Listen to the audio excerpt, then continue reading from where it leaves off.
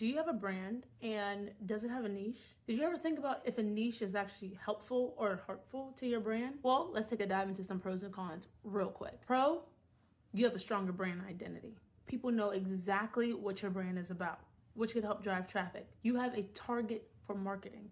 Think about running those ads. Now you can narrow down those ads so that every penny you spend goes to the person you wanted to go to. You reduce your competition. Think about being in a beauty industry or even a candle industry like myself. If we narrow down and niche down, we help reduce the competition. Not only do you have a unique item, you can now price it and not have to deal with so much of the market value or the standard value in your industry. Next is a guarantee, or should I say even faster, loyal customer that you will get. Those people are into exactly what your product is, your niche product is, and they are willing to come back to you because they know that they can get this specific type of product from you. And lastly, narrowing down is like having a degree of some sort. You have an expertise in the field. You're now used as a resource. And when you're a valuable resource in your niche, you've now created another way to have passive income. That's the beautiful side, the positive, the optimism. Let's look at the other side, because with good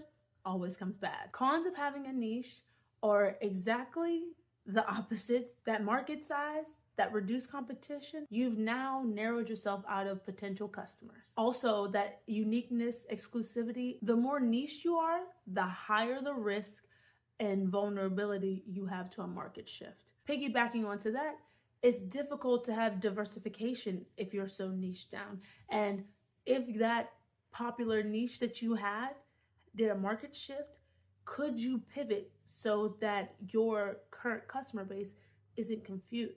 Can you still keep them? The next one is marketing challenges. Now, it's great that you can run an ad, but depending on your niche, you might need specialized marketing skills for that.